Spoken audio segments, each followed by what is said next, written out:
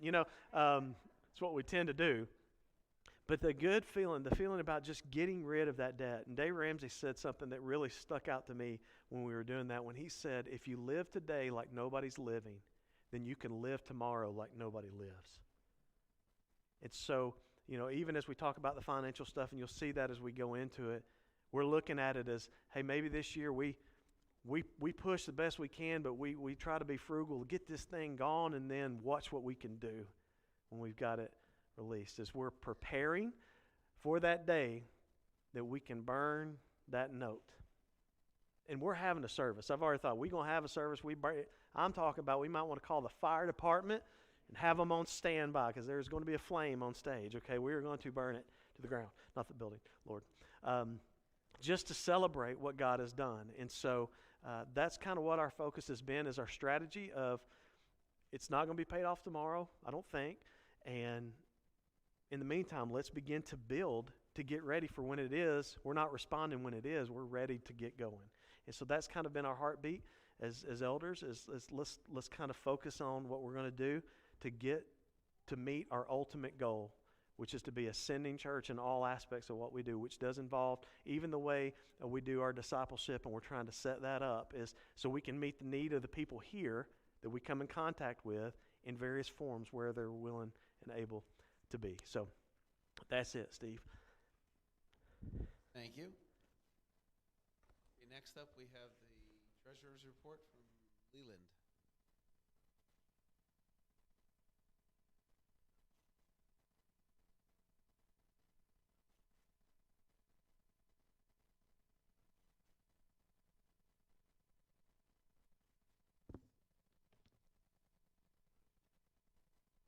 Nita and I have a nice little arrangement worked out. She gets to do all the work, but she doesn't like to speak, and I don't mind speaking, and I don't have to do the work. So it's a really a good deal, and so she is faithful week in and week out, doing the work of the treasurer, and it takes a lot of time behind the scenes, keep people paid, and to make sure the bills are all done and deposits are made and all those types of things. So with Danita and all the work that Sandy does as financial secretary, there are hours every year that we don't see, but it allows us to have see the summary of all that. So I'm going to go through a couple of documents and look at the profit and loss for 2020. Hey, were we able to get the documents online? Did that work? No, I meant Sam, were we able to upload the documents? Okay. All right, so if you are watching from at home, I apologize. Next year, next time, we'll have the technical kinks worked out. And so what I'm going to go through is the profit and loss for 2020. So you'll see it's the first page of your packet. I want to go through a couple of numbers to try and explain a few things. If you've got questions, please ask. As we look at income, designated contributions, that number is $176,750. That is money that is given and is designated for a specific purpose. So basically, the intent is that we would use it for whatever it's designated for. Okay, so that's why it doesn't show up as tithes and contributions, because it has a specific home. Now, one of the things that's included in there, and I think it's because we just didn't know where to put it, is that the church applied for PPP dollars, the Payment Protection Program, and received $19,800 for that. That's included in that 176. So that's Danita, I know that we applied for forgiveness of that loan. Have we received that is Taylor ever? Okay. So the intent is that we would apply for forgiveness for that loan essentially, and wouldn't have to repay that. So that's what the SBTC pastoral grant at $15,000. That was the last year of that grant. So going into 2021, as we look at the budget in a little bit, we're going to see $0 from the SBTC. So we're essentially on our own. The training wheels have been taken off the bike, and away we go. But that's included in 2021. Any questions on the income side? Okay, on the expense side, if you're looking through some stuff, I just try to anticipate some questions that people might have. When you look at bank service charges and late fees, that number of $1,700, you might think that Danita's not doing anything, because but it's not Danita. What it is essentially credit card processing fees. So when people give online, which we appreciate, the church pays that 2.5% to 3% for the credit card processing fees. So the $1,700, or at least a majority of it, or almost all of it, is related to the credit card processing fees for online giving. So that's what that number is. Repair and inspection services. We had a lot of that 14,000, almost 10 to 12,000 of that was plumbing issues, fixing some of the bathroom toilets and sinks and that type of stuff, as well as we replaced all of the exterior lights with LED lights. So there used to be an old can system, the ballasts, and they were burning out. And so Chris put a lot of time and effort into that this year, getting an electrician to come and actually replacing all the exterior lights so that they stay lit at night, which is kind of a nice concept. And if you've never driven by at night, the church really does look impressive at night with all the lights on and the cross lit up and stuff.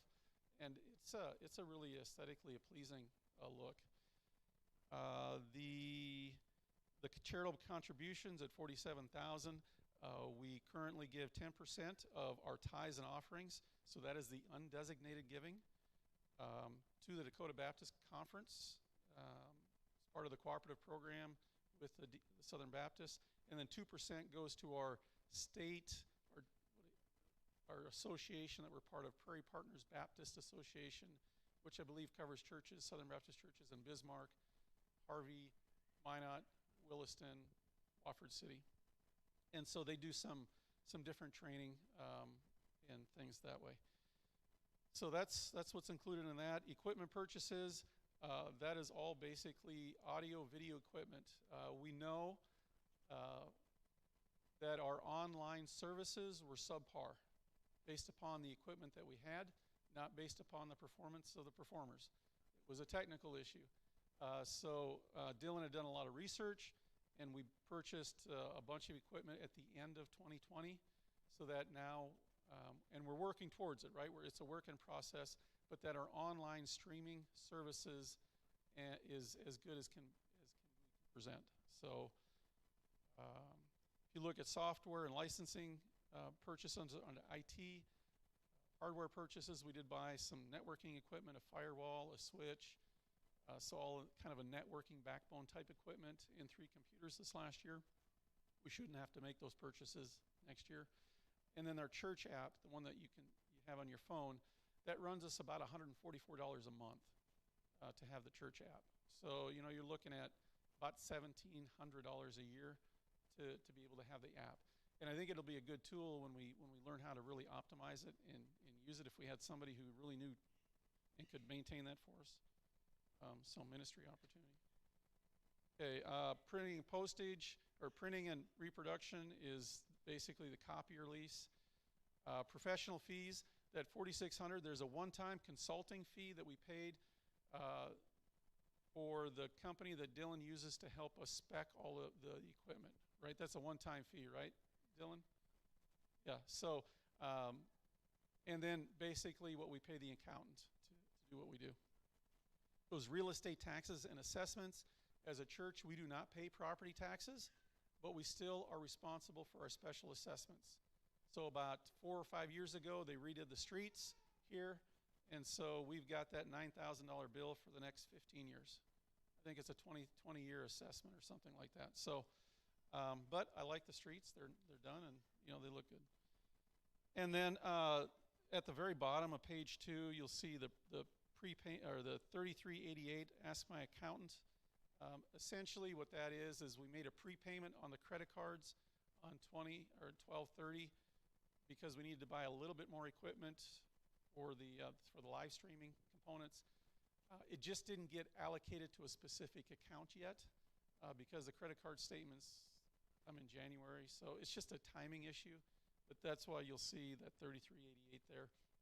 It will eventually get allocated to the right accounts. We're just waiting on the credit card statements. Okay, any questions on the profit and loss statement? Okay. So, you know, it says that we had a net income of $203,000, but that doesn't tell the whole story, because you have some non-income statement transactions that take place, and they're basically all related to what we pay on the mortgage. So the third page, page 3, is a statement of cash flows. And there's really three numbers that I want to point to. If you go about 2/3 of the way down that page, you're going to see financing activities and construction loan. So I misspoke earlier. We actually made $213,005.09 worth of payments on our construction loan in 2020. So, you know, God continues to bless our church through you all in order to get that loan down. What that means is that if you look at all the money that we brought in versus all the money that went out, okay, we spent more. We spent $9,682 more than what we brought in for the year. Okay, so that's a total with everything all in, right? Which it's not bad, honestly, when it's all said and done. Now, you know, those PPP funds helped at $19,800. You know, that loss would have been greater. But I would also say that our decision to buy the equipment was also influenced by the fact that we had those funds available to us, that we may not have bought that equipment had we not had those funds. So, you know, praise God for what he's doing for 2020 to come out with basically a $9,000, $9,500 loss is not bad, honestly. Okay, and then essentially the last page, page 4, the big number you want to look at is that very first number, that $170,223.31 on December 31st. That's what we had in our checking account. So that's our checking account balance at the end of the year. So any questions on the financial statements from 2020? Okay, Steve, I'll turn it back over to you. Yeah. Yeah. Yeah, I'm going to get to that when we talk about the budget. But yes, essentially, there's been a lot of movement on the loan since January 1, actually, and I wanted to illustrate that. So we'll talk about that in a minute. Thank you.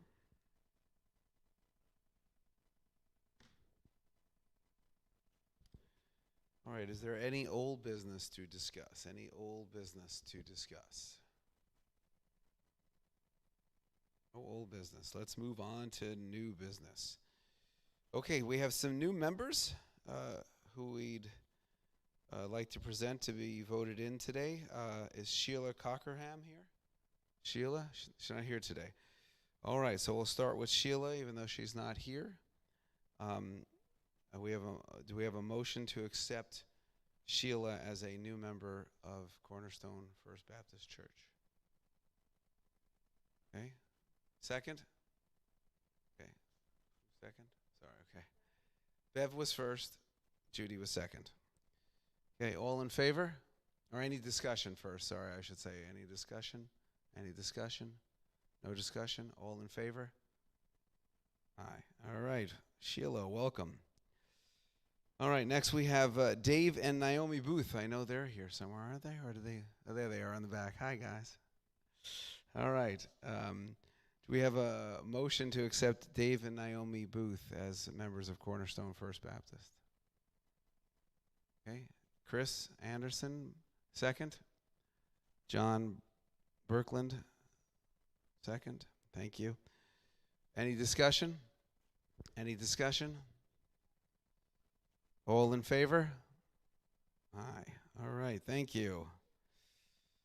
Okay, so we have two. TJ's going to explain this. We have two possibilities for our ballot. This. All right, so we're going to do what you have is a ballot. We may try different things. I just want to kind of let you know when you look at the ballot this year actually, I don't have mine. Can I see? Is it right there? Okay. I just want to explain to you because sometimes we nominations, things like that. What we're looking at is all the positions there, as you can see, as elder. We got elders, deacons, trustees, treasurer, financial secretary, moderator, and church clerk. The bottom four are who's currently serving right now, and what they're doing, and so they've agreed. As I talked to them, one of my favorites was when I asked Sandy if she'd be willing to do it again, and she said, "Wait, I had a title?" And I said, "Yes." She goes, "If it's doing what I'm already doing, then I'd love to do it." I'm like, "Well, good. We'd love to have you." And so she's very faithful to do that, and we're grateful for that. The ones that you see, the elder, deacon, and trustees, these are some that the positions have changed. People have rolled off. We're going to be setting up this year to make sure that logistically, the way we did it before, kind of had a wrong date down for a couple people to have them roll off at different times, so we're not in a pinch to roll off. These guys have been vetted. I know so as we talked briefly, if I could have, most of you know these guys, but as far as elders concerned, if John and Sheldon, if y'all stand just so people can get a good look at you. There we go. That's John and Sheldon. And did you tell them to sit down? That's Russ. They are been vetted, and what's interesting when we ask and if nominated them to be elders, they were both very interested and prayed about it, and we gave them the questionnaire and they filled it out, and we were able to sit and meet with them and talk with them. And what was a blessing was to hear the like-mindedness of wanting to see God do some things and wanting to and these are men that both say, "I'll plug into what you need me to do, whether I got a title or not." And that's very comforting. And when asked about the vision, like, "Hey, this is where we're planning to go. What do you think?" And to quote John, I said, "Are you all right with it?" He said, "All right with it. I'm excited about it." And that just makes you feel good. So these are going to be some men as we're going to be extending our elder room a little bit. So there's 3 of us with me, Leland, and Mark. And now if we'll add those 2, and then it'll work out at the end of this year that Mark will roll off.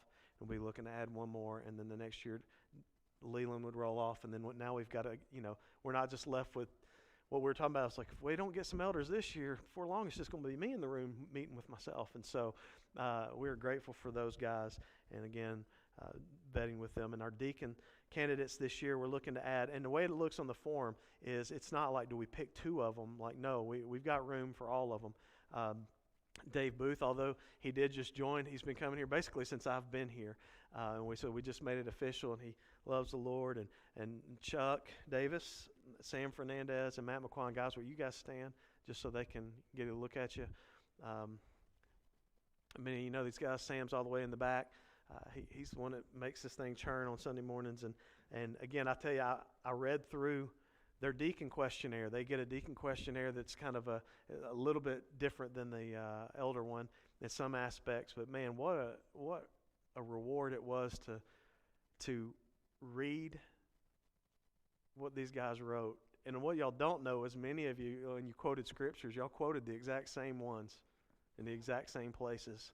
Makes me think y'all had lunch together and copied off of somebody's notes, but it was rewarding. Here's the rewarding thing is these men are not perfect, but they love the Lord, and they want to honor the Lord. And as I would say, is like, hey, if you're perfect, we don't want you. You'll mess us up, right? And so these men are just want to serve. We're going to be trying to revamp the way we do, with our deacons and try to move that ball forward. And finally, the trustee positions, Travis Monjo and Mike Thomas. You guys stand with Travis. Already standing. Mike, will you stand? Travis rolled off being a deacon.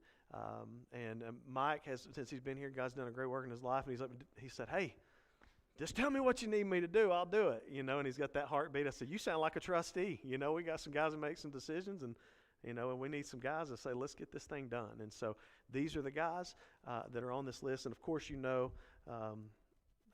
Donita and Sandy and Steve and Carrie, these other positions. Are there any questions about any of the candidates you want to throw out? So we have 2 options here. Now, we could go ahead and just say, by vote, do you go ahead and approve these guys, or you can circle yes or no, and we could count those that way. And I'll turn it over to our moderator. All righty. Thank you.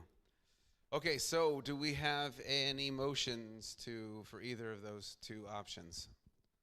Anybody? So the options again are we could just accept this ballot and just vote everybody in as a collective, or we could just hand out the ballots, or you guys can turn in the ballots and you already have them and then they can be counted. So any motion for either one of those options?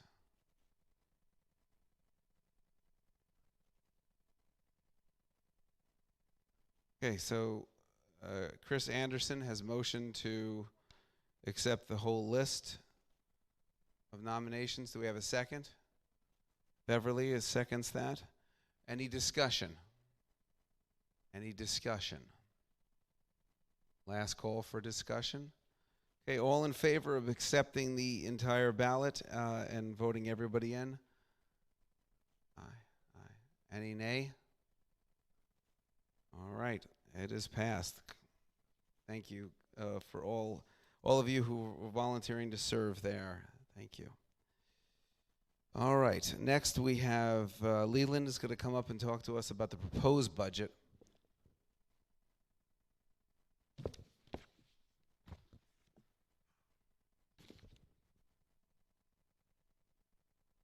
All right.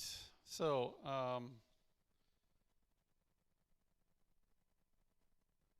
we're a little bit behind the curve in terms of getting the budget approved. But feels like the spirit of 2020. I've got a couple of things I want to look at here for the budget and propose. And we can do one of two things going forward. Is we can approve the budget today if you guys are comfortable with it, if you're all comfortable with it. If not, and there's some specific things that you would want us to go back and take a look at, we can table it and then bring it up at a future date. So don't look at page 1 first. Okay, look at page 2 of the budget, and then it'll kind of give you an idea of what's going to fly into it. So I know Russ was on the edge of a seat, and I wanted to make sure we got to this, real quick. The church amortization schedule. The current balance, so like if you look at 1/1/21, that would have been the balance of the loan on January 1st. So we make our payments on the 1st of every month. So our loan balance was $368,072.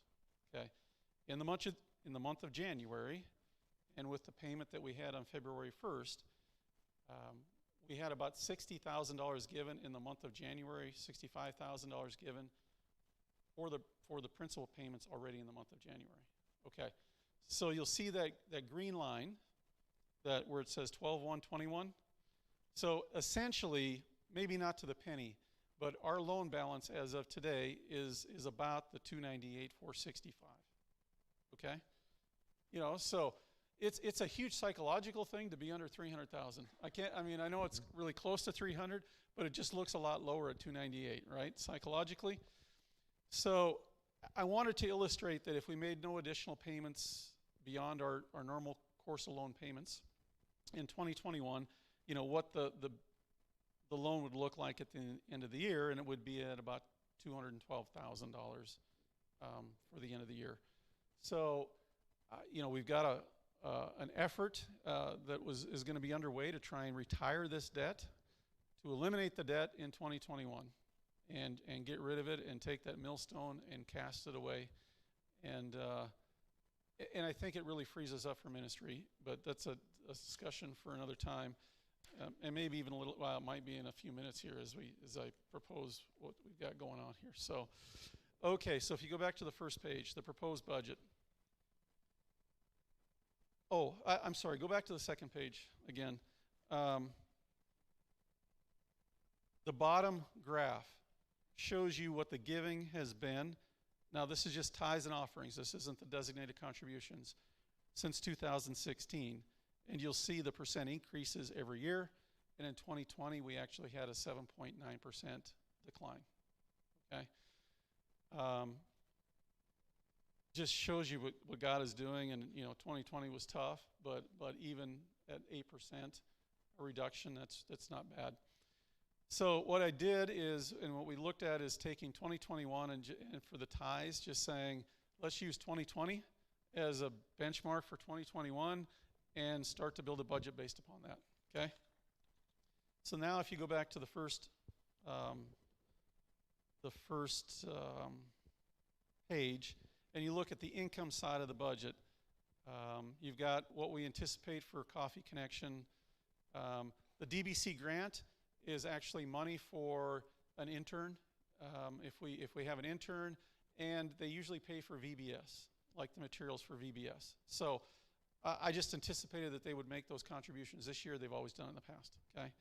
The designated contributions, different ministries do anticipate some designated contributions. For instance, Annie Armstrong, Lottie Moon, Baker State, those types of things. That's what you'll see there. Program fees, things like Awana registration. If we've got small groups and we have books available and we're asking to pay for the book, that's program fees. And then tithes and offerings at $351,884. So that's all of the income that we're just projecting right now for 2021. On the expenses side of things,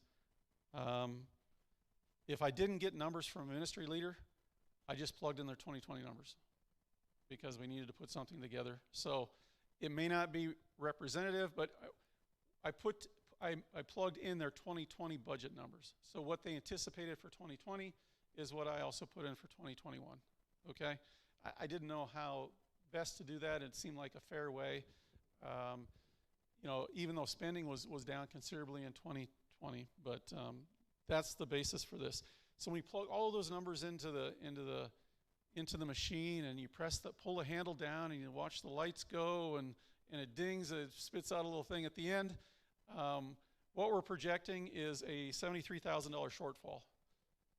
Okay, now that'll make you gulp, but let me put a little context to that. At least the context that I looked through, and it may not be the right one. So there's a couple of options that we've got. If you believe in being a zero budget type person, where you can't propose a budget unless there's a zero at the bottom, then essentially what we have to do is cut out all funding for ministry and make no equipment purchases at all for 2021. And then cut some of the salaries for the staff. So those are, or we can assume a higher income, right? I mean, if we all gave a little bit more, for every $200 a week in increased giving, that's $10,000 a year for tithes and offerings. We could lower the principal payment as well, right? Or if we retire the debt and we don't have it anymore, that's $91,200 a year that we're giving to the loan, or for the loan payments, right? So when things are good, a loan doesn't seem so bad, but when things aren't so good, then all of a sudden the loan payments it's not catching up. And so, hear me when I don't have any fear when I'm looking at this number, is what I'm saying, for a couple of reasons. I know the history of our church, and going forward, if we told our ministry leaders things are tight, rein in your spending, they'll rein in the spending. And TJ will make sure, Dylan is doing easy fit, so if we pull that strings, folks, and I'm confident in that because we've done it in the past. When I look at 2016 and I look at 2017, you had folks that were spending absolutely what they needed to and no more. And in many cases, they were funding some of the ministry stuff out of their own pockets, okay? So we've got a very giving church that way. And we don't have this attitude of, if it's budgeted, that means I have to spend it or I lose it type thing. And that's why, even though it's in here, people are usually very conscious about what they're spending and what we're doing, okay? So I look at some of these numbers, and we'll kind of go through some of the expense side of things that kind of explain a little bit. But what you've got, building maintenance, I think that the trustees put in $15,000 for building maintenance because, the one furnace doesn't work. The big industrial unit, maybe that doesn't cost much to repair, but they're going on 8 to 10 years, and there might be some additional repairs. There's some equipment purchases, including AV equipment purchases that are factored in there. Also, the trustees have talked about buying a storage unit because we're short on storage. That's $11,600. I bet if we said to the trustees we need to forego that for a year, we'd figure out a solution to our storage problem in a different way, in a different mechanism, right? So there are some little places in there that we don't have to spend, and as a church, we're going to get by just fine. We've also seen in the past that if we've had a need for something, people will step up and pay for something. You know, if we had a specific, like, if we want to replace the tables and that's $3,600 to replace the tables in a fellowship hall, there have been many times where people have just written a check to say, let me help you with that, and it doesn't even go into the church budget.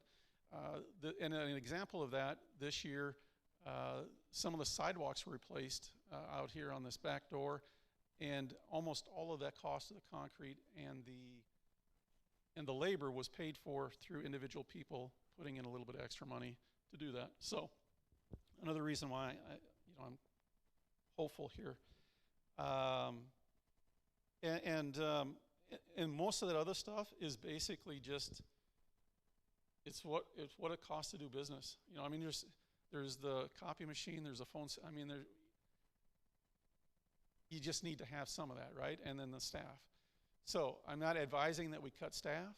I'm not, okay. And here's why I think that we're, well, you know, maybe, no, I'm just, if you remember, so there's a, I don't know how to express what I'm saying. Here's why I'm not too worried about where this is at this year, okay? If we look at the end of 2021 and 2022 looks similar, we might have a different discussion. I truly believe that God is going to pay off the debt in 2021. I have confidence in that. I've seen what he's done, and I've just seen the generosity of people. So when I look at 2021, if we can continue to focus our efforts on debt reduction, I believe that in 2021 that will be eliminated.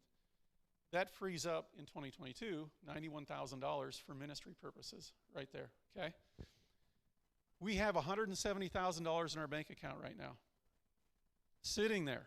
Now, I believe we should always have, 3 months worth of expenses, as it's just good business practice that way. But, if we were at 100 to 120,000 in the bank at the end of the year, we're going to be okay. So if we have to dip into our reserves in 2021, in order for us to get the building paid off, I think we're still going to be okay. Because if you think about those people who gave have been giving to the building and doing things in the past are going to give to the church, but they'll just use it towards other things in the future. So I believe that there's additional money coming in. And it's not, I don't believe it's a blind hope in what I look at what God has done in the past, and I say I just really believe he's going to be faithful to continue to do that in the future. And this kind of goes with our element of, if we can eliminate the debt, it frees us up to do some significant ministry going forward.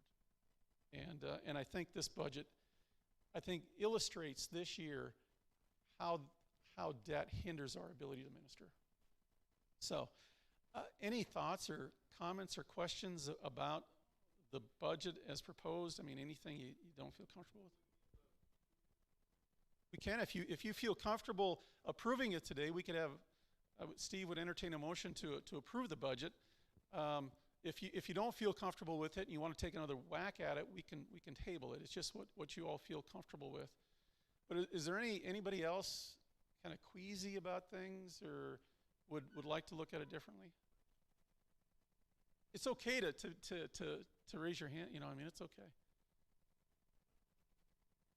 Cool. Thank you. All right. So you heard the options. So we have a motion, or do we have anybody who would like to accept the budget as is? Okay. All right. Do we have a second? Okay, quite a few seconds out there.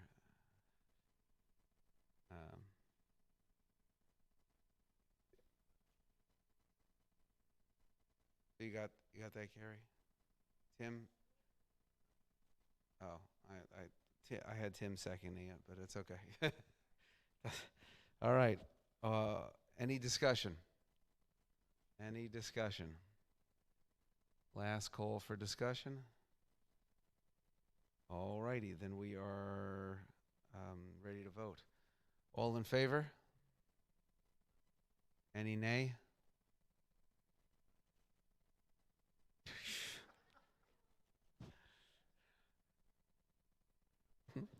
All right, it has passed. All right. All right, Leland's going to come back up and do a logo update. Yeah. Sure, I can. Okay, so the logo, and what we're looking at. This is the half sheet of paper that you've got. Discussion when was it 2 years ago in November? I think we looked at updating the logo, and the feedback that we got from the church.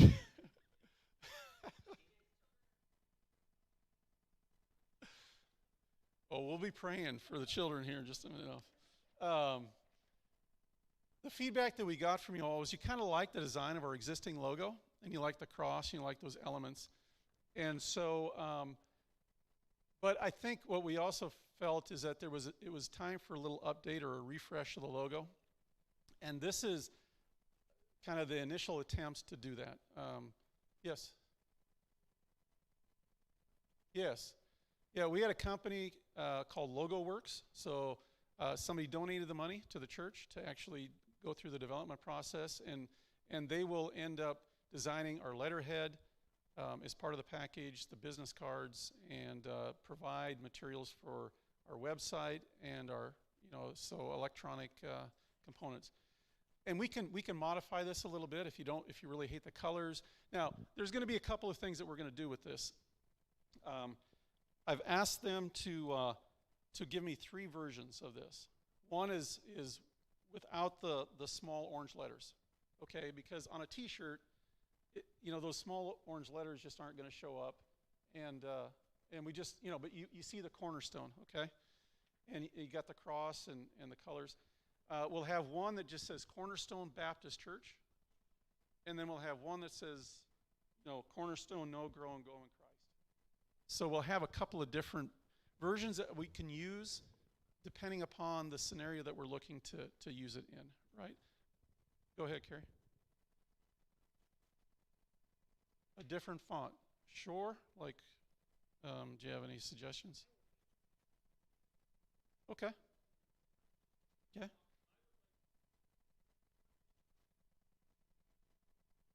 Yeah, it's actually orange. You don't like orange? What's that? Yeah, okay, this was done on my inkjet printer and then photocopied here at the church. So it is actually supposed to be orange, or not like a Tennessee bright orange or anything, but an orange color. And we can even make the cornerstone a little dark gray. But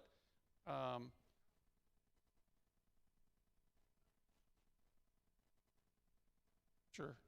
Okay. Yes. Yes. Yes. Yes. People think it's a bank at times. Well, but without the cross, but the FBC, they don't know if it's a bank or if it's right? Yeah, before the cross. Yeah. And kind of as a conscious effort, I guess, we're making more and more of an effort just to refer to ourselves as Cornerstone Baptist Church. Basically, we're First Baptist Church of Williston, but doing business as Cornerstone Baptist Church. So our tax ID information, our bank account is still First Baptist Church of Williston, tax documents, but from out in the community and ease of remembering, it's Cornerstone Baptist Church is kind of what we've been going with. So yes, we can have that. Darker be better, okay? Like our hearts?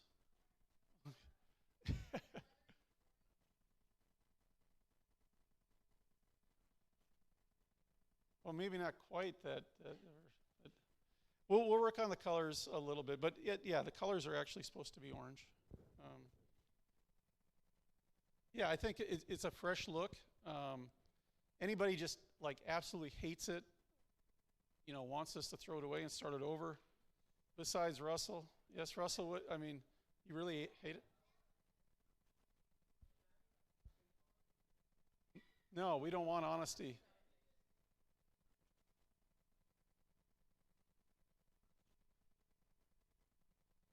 Yeah. Yes. Okay.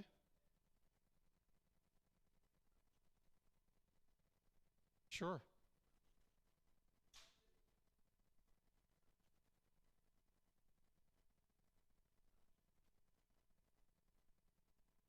Lax pizzazz. There's a technical term there that I'll try and incorporate into the design. But okay. Yes, it's yes. So this could be like the temperature setting in my clinic space. There's a no-win temperature for when you with 30 women all in there. I've got one person with a heater, and right next to her is a person with a fan, and so it's all my fault because I can't pick the right temperature. We will do our best to pick the right font, and to really to spice it up. Honestly, I mean, I agree with you. It is pretty. Yes.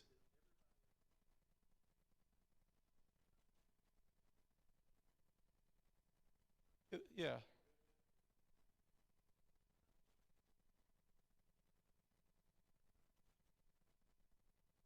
Okay. Yeah. Yeah. Yes, we can. Yeah. 'Cause I like the circle. It helps differentiate the cross. But see, so okay. Here's the other thing, right? At the end of the day, with whatever design we come up with, the goal is unity, right? It's unity. We Yeah, exactly. Exactly. Exactly. 2020 was not an issue, but 2021 we split the church with the logo design. That is not what we want to do, okay? And I get it. It's an emotional thing, and we're going to try and do what we can for the majority of folks, and there's going to be people on either side that may not really just, but it's time. We've been waiting on replacing the skins on that sign for 2 years to agree to a design. So I do have the notes. I've got looks a little bland, needs some darker lettering, outline the cross so it pops. New font. What's that? Bedazzle it. So we'll bedazzle it somehow. And that's it. So, okay, we're going to go forward with that feedback and have something going forward. So, Steve, you wanted me to pray, is that right? Or did you want to pray? Or I'd feel more comfortable as a moderator for you to pray than I'm afraid to pray in public. So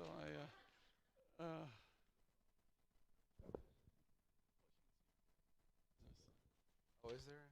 Oh, there could be. Okay. All right. I didn't think about that part. Thank you.